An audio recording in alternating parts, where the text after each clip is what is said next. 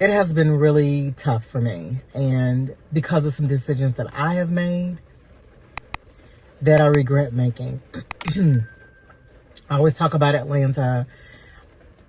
And I feel like when I left my corporate job, making a good salary, and decided to chase a dream, thinking everything would fall into place, things would be in order, my life blew up. It has not been the same in 3 years.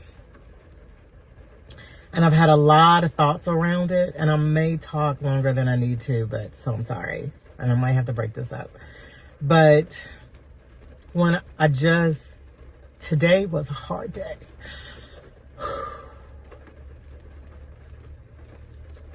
Reality is something else. I recognize that most of it is my doing and undoing.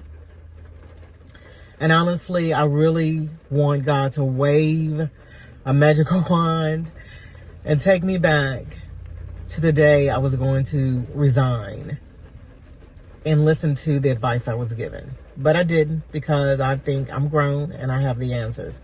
And I found out I don't. And it's hard. And I think, oh my gosh, I am 7 years on the other side of 50. And waiting for this to work out is hard. And I don't know what I'm going to do. She kind of laughed at me because I said, you know what? I'm at the point where I want to give away what I can give away, put all my stuff in storage, and live in my car. I don't want to do that. Please, God, that is not what I want. I don't want to do that. But that's what I feel, because I feel like that's the only way I'm going to catch up and get back on track. This is hard. This is harder than I thought it would be. And it's the first time in my life I have felt like I don't have an out, that I'm stuck and I can't move. And that is suffocating. And it makes me, in this wide open space, claustrophobic, life claustrophobic, and it's difficult. I love my job. I mean, it's not anything. So guys, I'm going to stop her right there and just give you guys a little backstory on what's going on here. Her name is Celeste Jonah. 57 years old. She left her corporate job to pursue an acting career in Atlanta. Now, for those of you who know, Atlanta is one of those places that it has the appearance that all your dreams can come true.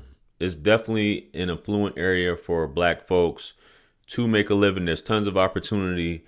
But at the tender age of 54, when she moved there, she said she's been there. She left 3 years ago. She's 57 now. This woman's almost a senior citizen at this point, and you up and left. I don't know whatever your retirement situation is, but it sounds like it's not the best. A lot of talking and people, and you think people can do these things and it'll happen just because you may have had an opportunity here. It doesn't mean that you can just move here and it's all going to fall in your lap. It's not. And a lot of people move to Atlanta thinking that it's going to happen, and it doesn't. But this lady's, baby, you almost 60 and you about to be at the point where you about to live in your car, which a lot of women, as they get older, I mean, they really don't have a lot of income and or things to live off of other than their kids. And if they're married, in this case, she's definitely not married. But let's get back to the video. I think she's got a whole YouTube video, but this is a 5-minute clip. Let's get back to it. Let's go. To write home about, but it's peaceful here. I get along with, I get along with the people. My manager here is great. I cannot complain. Everything that has happened are the repercussions of my actions, because I chose to chase a dream and I feel like I did it the wrong way. So here I am. I'm sitting in my car at work and I said, record the video. Somebody I watch and used to follow, I don't follow anymore, I won't call their person's name, but they were a financial guru, said something. Basically, if you haven't accomplished or gained or whatever, you shouldn't be on YouTube. You shouldn't be talking about your life. You need to basically saying you need to wait until, you're all set and you're good and you can go back and talk about how you made it. Y'all, I'm in it. And I'm going to record while I'm in it. And this is hard because this is embarrassing. This is not how I thought my life would be. But there are so many other things I know I have to be grateful for. I'm not, I don't have any, I guess, crazy, I'm not homeless. Um, I'm not homeless. I still have my car, but I'm just tired of robbing Peter and Paul to pay Andrew, who now wants his money. I know it's crazy the way I say those things, but I'm tired. I don't want to borrow. I don't want to ask my family for help. Not that they would. I mean, not that they would have an issue with it, but I'm too old. I need this to come together. I need this to work out. I need to know that God is with me and he's working this out. And I just don't realize it yet. And a lot of times I isolate when things are bad. And it's hard because I feel alone. I feel like nobody understands.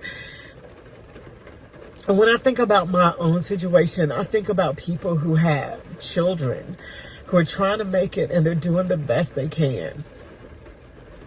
I don't know how people do it. And they make less than I do. I'm sorry.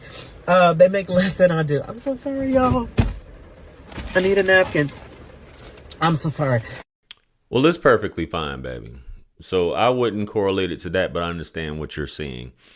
At the end of the day, you take chances. You take chances, you chase your dreams, and it's the journey that you're highlighting. But I'm not saying it's not going to happen, but these are things that come with it. This is, as she said, you should have planned this out better. Living in the moment, a lot of people do things that are impulsive, and you're like, yeah, you don't have any kids, you don't have a husband, so you can do those things. It's just you at the end of the day. You don't have any responsibilities.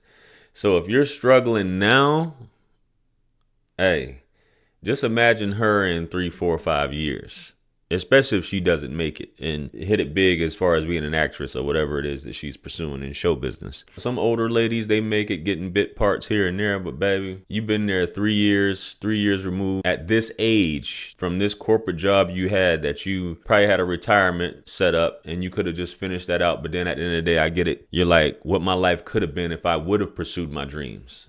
Because it's this calling that I had to pursue and I never would know. And some people just have to find out.